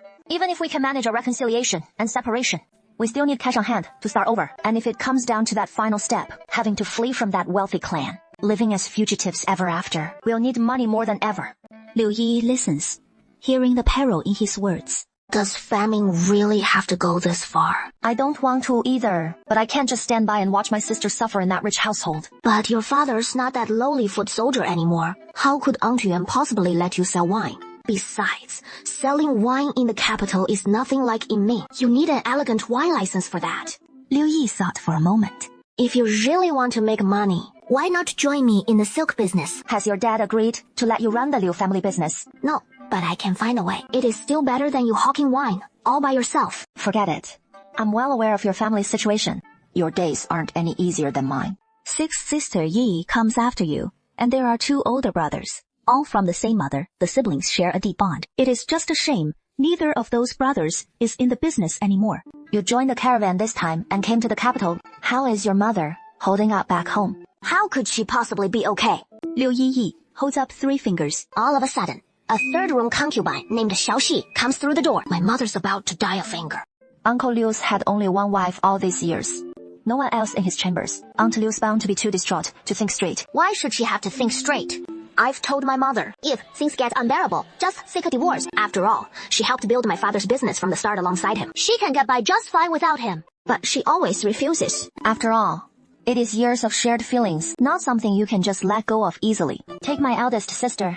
For instance, I really can't wrap my head around it. The Chen family treats her so poorly. I've urged her to divorce, but she won't hear of it. Does Sister Wangxing still refuse to leave the Chen family? She says, a woman should be gentle and yielding, considerate and tolerant. So what about you? If he truly won't budge, what will you do? Doesn't matter. I'll save up enough money first. And if he still won't go by then, I'll hire someone to kidnap him. You'd better think this through. Your two brothers-in-law aren't from ordinary families. If it escalates to actually kidnapping someone, this could blow up into a huge scandal. I know the best way is for them to part amicably through divorce. But my mother already tried that. Neither the Chen family nor the Earl's mansion will agree. His voice was thick with an unbreakable sorrow. Xiao Jinnen's heart suddenly skipped a beat. He had always known Li Waming was troubled, but never realized how deeply it weighed on her. I've thought about it too, actually. Otherwise, I might as well marry the Prince of Ning's heir. What if I pull through and don't die? Wouldn't I become the heir's consort? A higher rank can even crush the god of death once I'm tied to the imperial family. As the lady of the prince's mansion, wanting to rescue my sister, wouldn't that be as easy as pie? No, absolutely not. I hear the Prince of Ning's heir has been frail and sickly since childhood. His constitution's so fragile, it is alarming. He might not even be capable in that regard. If you marry him, won't you be living like a widow? Incapable, you say? What on earth are you mulling over every single day? What is all this talk about humane or not? Does that even matter? If he can't perform in bed, can't I just lie back and enjoy it? Besides, he is so frail physically. Who knows? Maybe right after I marry him, he'll just up and kick the bucket. Then, I'd be a wealthy widow, a rich woman with no husband to tie me down. Just thinking about it feels so damn satisfying. Xiao Jinnen's been acting really off these past couple of days. No matter what Li Waming says to him, he just rolls his eyes upward, curls his lips downward in that snarky, sarcastic way, with the weirdest expression on his face. Oh, so my dear wife called me here to eat, huh? I figured I'd starved to death by now, and you'd finally get your wish fulfilled. Has grandmother been giving you a hard time these past few days? Oh, my wife still cares if grandmother's out to make trouble for me. I'm just a lowly living son-in-law, after all. Not even properly married into the family yet. Barely counts as a nephew. How could I presume to bother her? You're too kind to worry, my dear. Those flowers in the vase are wilting, bothering you. Are they? Why not swap them for fresh ones? Look at all the fine things in your room. How dare I lay a finger on them? What if I upset you again, and you kick this poor wretch out the door? What would become of me? Li Waming was utterly baffled, and after another day of close observation, she reached a firm conclusion. He must have bashed his head in at some point. Probably that day he went to Hongbin Tower to meet Liu Yiyi. If we're being honest, it is partly my fault for not watching over him properly. Turning a perfectly fine poor scholar into a total dimwit. Ah, the trouble beauty brings. It is just that this beauty's tongue can be a bit too sharp. In the morning, San Miaojing showed up to stir trouble again. You can tell the cousin's trying out this whole being human bit for the first time. With zero experience, she's nailing the art of dodging how normal people act. Word is the cousin's tying the knot with the son of the Minister of Personnel. So yeah, I should probably show some respect. You two are a match made in heaven, a perfect pair. Yue Lao's really on point with his trash sorting. Deputy Minister Guo's family is loaded. So soon enough, the cousin can slather on even more of that scented powder. To finally mask that scum vibe she's got going. Sure, I'm just a broke nobody. But even at my poorest, I wouldn't stoop as low as blindly tagging along with my grandma, shamelessly latching onto some long-married sister's kid, like a desperate little hanger-on. Hell! Even 10 general monks couldn't breach that thick, skin great wall of hers. If you're set on marrying into the Guo family, then at least take your show to their doorstep. What is with crashing the Tingxie circle? Every damn day to scheme. Girl, you're living all twisted up like this. Were you some kind of crystal cork in a past life? Cut back on the smokes from now on. Or else idle-some. Miao Jinggao gets so pissed, her head starts smoking. She won't even get a word out and end up bawling as she bolts. Li Waming watched, utterly dumbfounded. Son-in-law, you're incredible. How do you come up with all these killer lines? Teach me, pretty please. Wanna learn? Yeah. Then I'll whip up a book on it later. Job done. He brushed off his sleeves and split, deep sixing his gong and fame. He strutted back to his room, head high, eyes straight ahead, and slammed the door with flair. This has to be the illness, flaring up bad. So he rushed to send Cheng Tao out to fetch the physician. What is going on? Is it bad? Chest tightness and shortness of breath, weak spleen and lungs, frequent nocturnal emissions and restless dreams, pathogenic cold invading the body. At just 20 years old, with a body like a 50-year-old's, how did the young master fall so gravely ill? I've been frail since childhood. By the time I could speak, I was already taking medicine. I've grown used to it. It is not from a head injury. It is just this illness. You little miss. How can you talk like that? Your husband's already in a critical state. And here you are, jinxing him. No. I had no idea. Since I met him, he just looked pale, a bit thinner, with the occasional cough. So I figured it was just ordinary poor health. I never dreamed it was this bad. Father's already this ill. And you don't even know how to tend to this old man properly. Write up a prescription and hurry off to fill it. I had no idea you were this unwell. I've been feeling a bit better these last couple of days. Xiao Jingnan reclined against the lotus bolster. Or, if I were to die, would my lady grieve? I'd be heartbroken. Of course, I'd grieve. What? Huh? What I'm asking is, why would you grieve? Her cheeks were pale, the corners of her eyes tinged with red, her thick lashes seeming to weigh heavy on the bridge of her nose, casting an intimate shadow. Because you're my husband. If you die, I'd be left a widow. Wouldn't that be awful? He seemed not to grasp it. To become a widow, wouldn't that grant you the freedom you've longed for? Of course not. A widow's door invites much gossip. Haven't you heard the saying? So it is the gossip you're afraid of. He couldn't say himself why it mattered so much to him. The medicine was soon ready. He drank it down and sank into a deep slumber. When he awoke, the sky was ablaze with sunset glow, and in the fading moonlight, a cluster of embers flickered. Beside the fire stood a pear-wood stone table, atop which lay several delicate platters of fare. The preserved goose released a subtle plum fruit aroma, the gluten chewy and white as rice. It was clear they'd been prepared just as he'd once described. She always chided herself for meddling, yet she held his words close to her heart. The physician said your main issue is frailty, and you need proper care. Nurture yourself well, and you'll be fine. She ladled a bowl of soup and passed it to him. Start with the soup to soothe your lungs. Xiao Jingnan took the bowl and sipped. Slow, simmered over a low flame. The whole pear stew hits just right. I watched over the stove myself, stewing it for a full hour. Yangzi, are you tired? Liu Wanming gazed at him. If you're ever feeling unwell, you have to tell me. No more keeping it to yourself. I may not be able to afford those ginsengs for you. Deer antlers, bird's nests, and the like. But I can manage a simple tonic now and then. Gazing at Liu Wanming's earnest face, Xiao Jingnan felt a wave of tenderness in his heart, as if spring's gentle touch had thawed the frozen river, coaxing tender green buds from the withered trees on both banks. They were just beginning to sprout. If my illness really demands those ginsengs, deer antlers, and bird's nests, then we'll start with the cheaper ones. And once I have the money later, I'll get you the best. Xiao Jingnan looked at her steadily for a long moment. I promise my condition. Who needs such costly remedies? His frailty was a thread of fate, not a mere ailment. And at last, the Cheng parents arrived in the capital.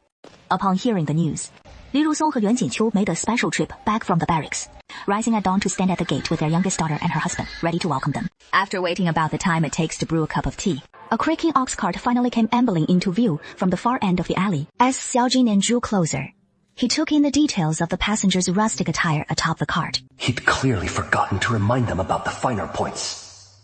Li Rusong stood frozen for a beat. Then, at Yuan Jinqiu's subtle cue, broke into a warm smile and stepped forward to greet them. Oh, my in-laws, we've been saying we ought to meet for ages. You must be exhausted, making such a long journey all the way to the capital. General, Li, you flatter us. It is we who are imposing on you with our humble visit. For Li Qing to have in-laws as esteemed as you, generally, it is truly his good fortune. Hey, is there something on my face? Perhaps it is because my wife is so beautiful. That is why mother couldn't stop stealing glances. After a bit more polite small talk, Li Rusong and his wife ushered everyone inside. What did your dad just call you? Jing Jing? Yeah, that is my nickname, Jing Jing.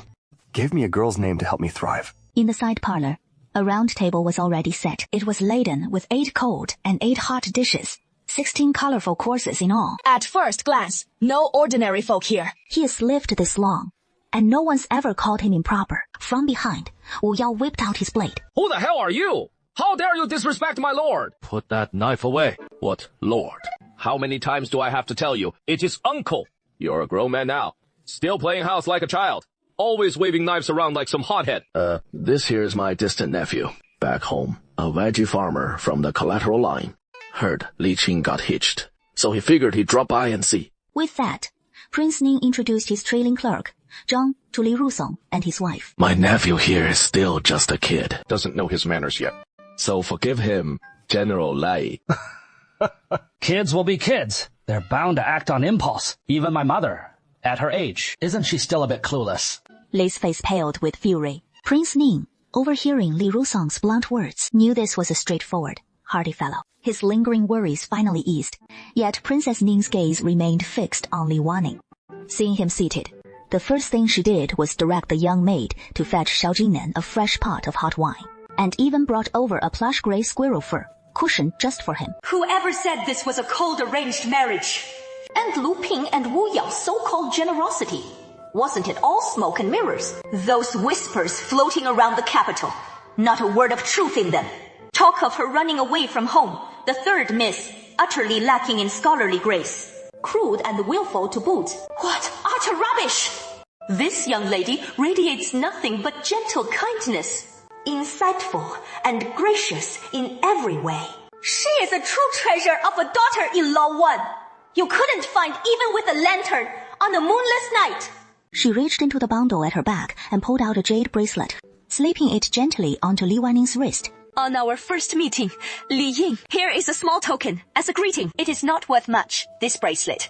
So please don't turn up your nose at it. Auntie, you're far too gracious. I simply can't accept it. Just look at all those patches on my in-laws' clothes. They must have sewn them on specially for this family gathering. Scavenging scraps of cloth, the wealthy tossed aside. How could she possibly feel right about it?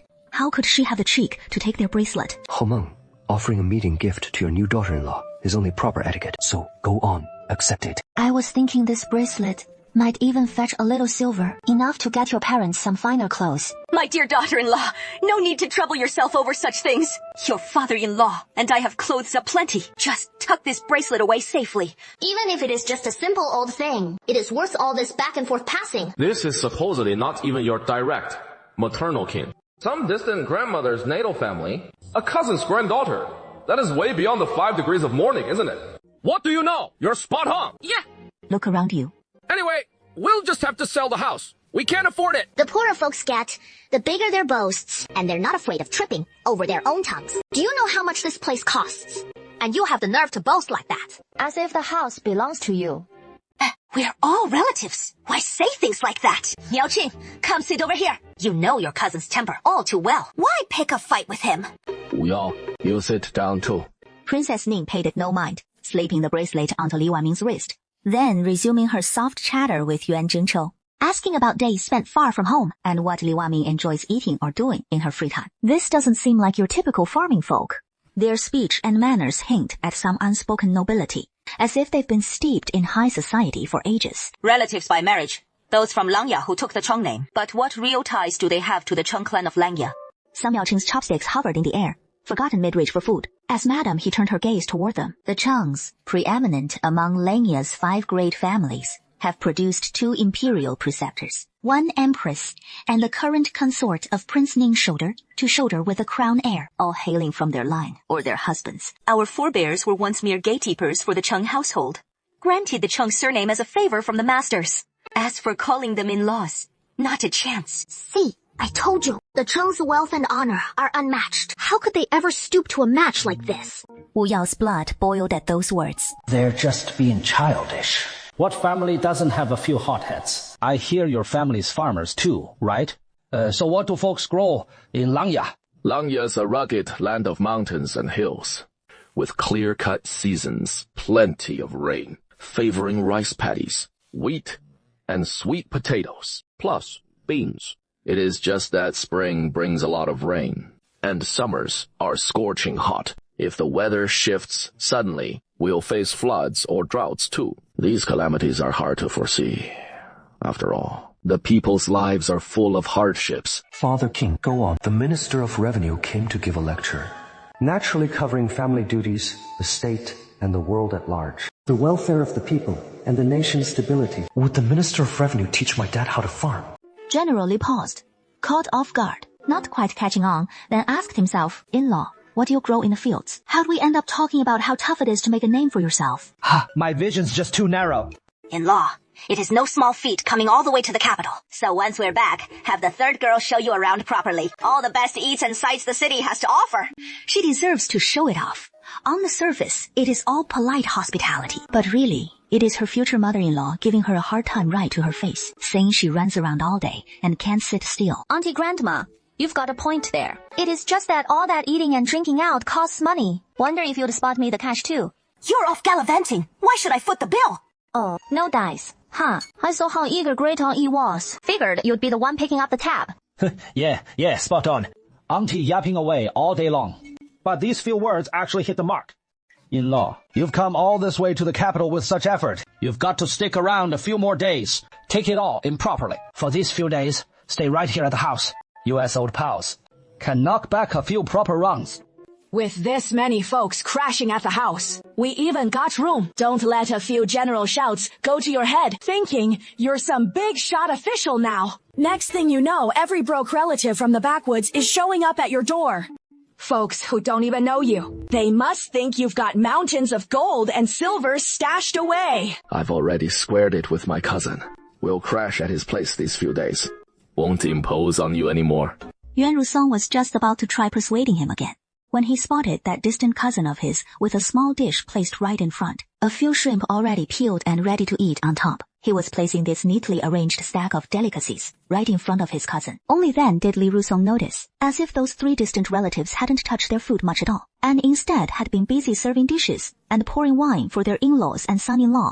Are the dishes not to your liking? Why are you so busy fussing over everyone else and not eating a bite yourself? Uncle Zhong panics and suddenly realizes what he is being up to. My family's dirt poor. I've never had shrimp before. And this cousin of mine figures I won't know how to shell them, so he is doing it for me. Who would have thought? Turns out my cousin's the careful type, huh? Hey, I don't bother peeling them. I just cram them in my mouth and chomp away. Huh! With that, he shoved the shrimp into his mouth and chomped down with gusto, spitting the tough shells right onto the table, and even beckoning Prince Ning to join in. Those shrimp whiskers are so sharp. Xiao the shell so tough. If they snag or splinter, what'll happen to the prince? Seeing Li Rusong go at it like that, Prince Ning suddenly recalled his own rough and tumble days in the ranks back in his youth. A rush of old battlefield bravado surging through him, so he dove right into grabbing a shrimp and tearing into it with big bites, just like his cousin. Meanwhile, Consort Yuan had thoughtfully peeled a little dish of shrimp and fish, placing it right by Princess Ning's hand. My oversight next time. Have them fetch some shrimp paste and fish balls. We'll stew up a nice soup. Song Miaoqing watched Li Rusong spit the shrimp shells straight onto the table, already looking utterly disgusted, and then seeing Prince Ning follow suit. It turned her stomach even more. Who eats like that? Folks might mistake them for beggars, straight off the street. Lai Daiming, your fine husband isn't some live-in son-in-law anymore. Surely you're not planning to sponge off your family with him for life, making me eat with these types every damn day. And that is just the start. San Yaku, your sister's words may sting a bit, but she has got a point. If your husband were a proper live-in groom, that'd be one thing. But you're a married-out daughter now. How is it right to keep hunkering down at your parents' place? This family's wealth will be mine one day anyway, and it is all coming from my own pocket. So, why can my aunt crash here, but my daughter and her husband get the boot? That is not how it works. A married daughter still living at her parents' home will draw idle gossip. Rusong is still serving as an official in the court. I'm only thinking of his official career. A general's rank in the Imperial Army is one on the battlefield, so no need for Aunt Yin to worry. You know that too? That is the military merit my son earned with his life. Such precious military merit. Shouldn't we be extra careful with it? If it is because of these family matters, that harms his official reputation. I won't let you off easy. Anything Yuan Jinzhou opposes, he supports. What Yuan Jinzhou supports, he opposes. As for the son's official reputation, he couldn't care less. Is your uncle's house big? Should be decent enough. It won't matter having one more person, right? Shouldn't be a problem. Okay, then, let's move. Yuan Jinqiu was just about to object. The two grandmothers are right. Since I've already married, it is not proper to keep living at home. Li Qing says the uncle has a house there. If the uncle doesn't mind, we'd like to borrow it, temporarily for a bit.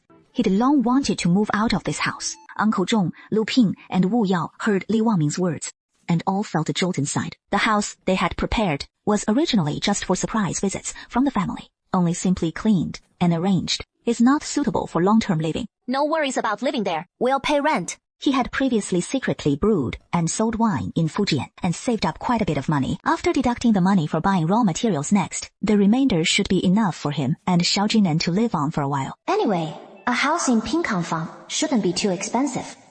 Nephew's wife, what are you saying? We're all family. How could we take your rent?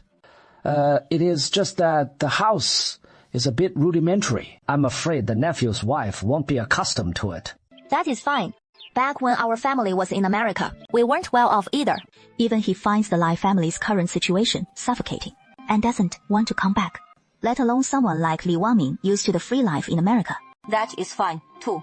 You've just gotten married, so you're all grown up now. It is time you learned to manage the household on your own. Hurry and tell Nanny you and the others. Have them bring the head housekeeper to give that courtyard a thorough cleaning. My lord and lady, they're really moving in there. Odeling over there doesn't care about a thing. He is just dragging Prince Ning off for drinks. Brother, you and I hit it off the moment we met today. If we weren't in-laws, I'd really love to swear brotherhood with you. Then, what are we waiting for? Hey, let's swear brotherhood right now. Come on! With that, he tries to pull Prince Ning down to kneel. Oh no, this won't do at all. Cousin Wang, you too, you're in-laws after all. If you swear brotherhood, won't that mess up the whole family tree? No, you can't swear brotherhood. What kind of nonsense is this now? If you become sworn brothers with your daughter's father-in-law, what will your granddaughter and her husband even call you? Dad or uncle? That is right. That would totally scramble the generations. But hey, you guys can't leave yet. You Esperos haven't had our fill. Not going anywhere. I'll be the big brother, just a month older than you. Showing up at Lin's every day for a month straight to drink. How perfect is that? Cousin, you're drunk, aren't you? Come on, let's head back and rest first. I'm not drunk. Today, I married into the Likyu household, and I'm thrilled. Yuan Jinshou couldn't pull the two of them apart no matter what. In a few days, it is the flower festival, and the new scholars will parade on horseback through the streets. It is so lively out there. Why not watch the parade wrap up before heading back to Langya? Let's go watch the parade. I want to team up with Brother Donkey to deck those guys out in red sashes and finery. What on earth are you talking about? It is not like we're draping the new Jinshi in red sashes. That is a job for the royal bigwigs. How could riffraff like us ever get in on that? Princess Yan's heart raced with worry. Zhongshu pulled a sour face as he warned Lu Ping and Hu Yang. Did you hear that? The prince and princess are off to see the Jinshi oil supervisor. Are you all prepared? You must ensure the prince and princess's safety at all costs. Understood. Loud and clear. After dinner, Li Wangming set off with Shao Jingnan to begin their journey. Yuan Jinqiu offered no elaborate farewells or instructions, merely assigning 2 rough maidservants to accompany Li Wangming and Cheng Tao to the Cheng household. And if she found life there unpleasant, she could simply return home. Mother, rest assured, Cheng Liqin wouldn't dare mistreat me. With that frail, delicate build of his, 1 punch from me could take down 3 like him. Yeah. Wasn't this a forced marriage by abduction, with plans to seek a divorce after a while? So how did you end up married off just like that? What on earth are you babbling about?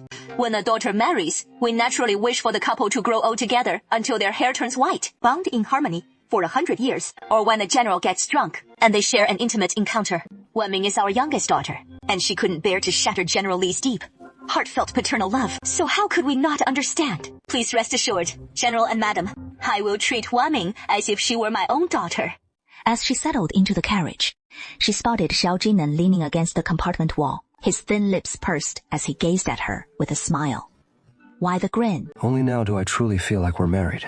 Li Wangming caught a thread of endless desolation woven into his voice. Is it really that hard for you to take a wife? It shouldn't be right. With those looks, you scream, charming, rogue through and through. Even if your family's as poor as dirt, there ought to be hordes of noble ladies clamoring to bring you in as a son-in-law. Shao Jinan leaned his head naturally onto her shoulder.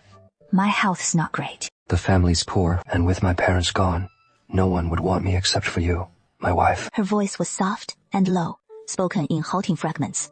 Li Wangming only made out these words clearly. No matter. You've already taken me as your wife. As long as you don't cast me aside, I won't cast you aside either. Li Wangming wasn't accustomed to being so close to him. She eased back a little and asked, "What did you mean earlier about your parents?" They're fine, just not too bright. There is nothing wrong with that. Just bear with them a little more. Every time he thinks of that ox cart ride today and those patched up clothes. Who mends clothes with silk and satin, and shells the shrimp for you, and picks out the fish bones. It is just that they're far from home, not the sort who is fussy and detail-oriented. Otherwise, we'd have blown our cover 800 times by now. Now Li Waming's staying with them at the Chang family home, and in a few days, we'll all head out to watch the new scholars parade together. I'm afraid we'll run into stuff like this every single day from now on. If I'd known it'd be like this, might as well have just married into the family. Save all this hassle. The carriage rattled on for over half an hour before finally pulling into Pinkang Ward. So this is your uncle's place. Right. Zhao Jinan was seeing this manor for the first time too, and he was just as floored. Did your uncle's family strike it rich back in the day, or turn out some bigwig official? If their ancestors hadn't been loaded, how could they have left behind a place like this? Zhao Jinan hemmed and hawed for a bit, then called over Lu King. What is the deal here? The houses in Pinkang Ward are all cramped and run down, with multiple families crammed into a single place. They're totally unlivable except for this one, which is barely decent.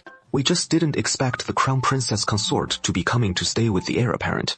小静难改了. When Uncle Zhang was scouting for a place, he had in mind Prince Ning and Princess Ning coming to crash, so no way could it be too shabby, no matter what. And Xu Hui hauled over all the maids and guards too. Huh. Brought a few. How many is a few? Right now, I'm playing the son of a dirt-poor farmer, the distant nephew of a suburban vegetable farmer near the capital.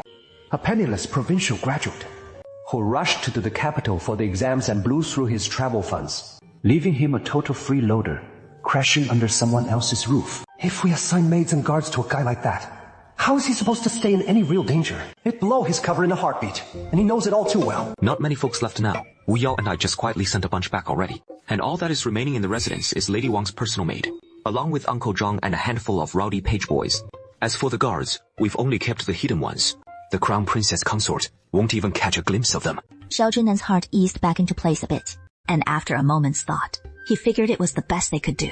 Where do we live? He never expected the Chang family estate to be so vast, and suddenly felt like he'd packed far too lightly. In the front courtyard. I'll escort the cousin-in-law there.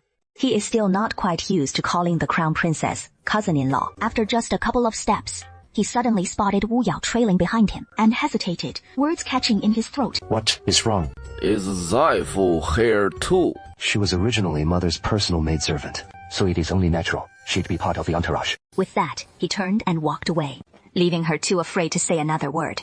Zifu had originally been Xiao Jinnen's personal maidservant, raised in a great household, to serve him from childhood into adulthood. The kind of close attendant kept at the young master's side, destined one day to become his bed, warming maid and be elevated to concubine. It was a relationship everyone tacitly accepted, and Zifu was no exception. But that all changed when she was just 14. Xiao Jinnen had been foretold by the wandering Taoist Yu Feng that without sincere rituals to avert an early death, he'd perish before 20, and so he sent Zifu away to Princess Ning's quarters. I might not have many years left to live anyway, so there is no need to hold her back any longer. Besides, he'd never harbored any real feelings for Zaifu, and this was the perfect chance to snuff out any hopes she might have had. He figured she'd learn proper graces under his mother's guidance for a few years, and when the time came, she could be married off to a far better match. But to Zifu, this was simply the crown prince casting her aside. She couldn't understand it. How his marriage could possibly conflict with her becoming his concubine? How could it? Miss Zifu, have you ever considered that perhaps the prince desires only one true soulmate in this life? Someone to share his heart with and grow old together. How would my presence in his bedchamber ever come between that? Which big family doesn't keep several concubines at home? Later, I heard Xiao Jingyan was kidnapped and forced into marriage as a son-in-law. How could he possibly deserve it? I heard he was only transferred back to the capital 2 years ago. So vulgar and foolish. Utterly inept and clumsy. How could he ever match my son? Who is like an immortal? How could she possibly become the matriarch of our Prince Ning's mansion? But he knew Xiao Jingyan had caught him off guard, so he didn't dare intervene and could only seize the moment while Uncle Zhong was tidying up the estate, begging Princess Ning to let him tag along. Jie, I can finally see you. They say it is late, but it is already fast. Xiao Zhu shot him a glance, and Lu Ping and Wu Yao rushed forward to block him. Cousin and his wife are exhausted. Let them get some proper rest. Whatever it is, we can talk tomorrow. The two of them grabbed and tugged, and in a flash, they hauled away the teary-eyed Zifu, leaving him no chance to say another word. He is the girl from a distant cousin's line. My third cousin, once removed. But why did he call you Grandpa?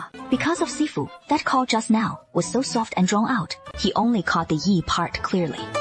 His family has ties to my mother's side, too. So by my father's lineage, she is my third cousin, but by my mother's, she is my great niece. So complicated. You bet it is. That is how tangled family ties get. But your great niece looks awfully fancy. Decked out in all that glittering finery and jeweled hairpins. Must have cost a good 30 taels of silver. Enough to keep a poor family afloat for a whole year. You have no idea about those clothes of hers. I borrowed the whole outfit from a shop. Gotta return it right after today's wear. Otto, my great niece is still young, bound to be a bit vain. I've got such a headache over all this fuss for her. Borrowed. Borrow from a silk shop. Or a jewelry store. Doesn't the missus know? The silk and jewelry shops in the capital have this new policy.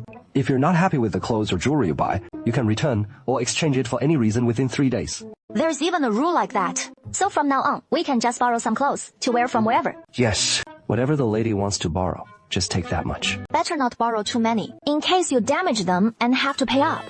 Xiao Jingnan eyes his troubled look and can't help but chuckle. This cloud shadow gauze has a yellowish, subdued tone. If you don't look closely, you might mistake it for ordinary hemp cloth. The Wang Fei should try it on first. From now on, address me as your cousin-in-law and call the Wang Fei your cousin. That is for the best. Lest the Wang Fei overhear it and cause trouble for Jingnan. It is her status as Cheng Liqing's distant aunt by marriage and wife to Uncle Zhong. Lu Ping's been scheming with the heir and Mama Yu for quite a while now. Jingnan, he has already taken Jingnan and Wang Ming to the back garden. Once they've tidied up a bit, they'll come pay their respects to you, cousin-in-law Wang. What respects? Folks from modest families don't fuss with all those empty courtesies, but they ought to come by and give a proper bow to their new cousin-in-law. Has my husband turned in already? Your cousin got thoroughly soothed, so the old man fixed him a bowl of wake-up tonic. He is out cold now. Princess Ning heard this and burst into laughter again. But earlier, I saw Zifu heading to the heir's quarters. She might run right into the new heir's wife. What is she doing there? Zifu's being awfully thoughtless. How can she throw herself at him right after he has taken a beloved wife? Still, Zifu's waited on Jingnan for years, so tell her, as long as Jingnan settles down smoothly with a wife and heirs, I'll personally see her promoted to concubine. For Xiao Jingnan to pass that critical 20-year milestone unscathed, that is what truly matters. As for taking concubines, that is just how it is for menfolk. Which of them doesn't? Take how fondly he and Prince Ning get along as husband and wife. Yet the princess estate still houses 2 concubines all the same, a few bed warmers and attendants. The issue isn't her hoping to rise as a concubine, but he shouldn't have cozied up to Xiao Jingnan at such a delicate moment. The princess consort can bear it. This old servant will surely pass the message along. In the backyard, Li Waming gazed at this enclosed patch of sky and earth, quite content. What is this courtyard called? It probably doesn't have a name yet. Madam, shall we give it one? Me? Is that fitting? After all, it is someone else's home. We're just borrowing it. How could we presume to name it on a whim? Xiao Jingnan glanced at the old pear tree in the courtyard, its buds poised to unfold. Your old courtyard was called Tingshi Pavilion. So why not this one? Let's call it Luoxi Pavilion. Silent snow falls, gazing at the heart's quiet farewell. How poignant. All right. Li Waming didn't grasp the allusion, but she found the name Luoxi Pavilion rather pleasing to the ear, and so she consented.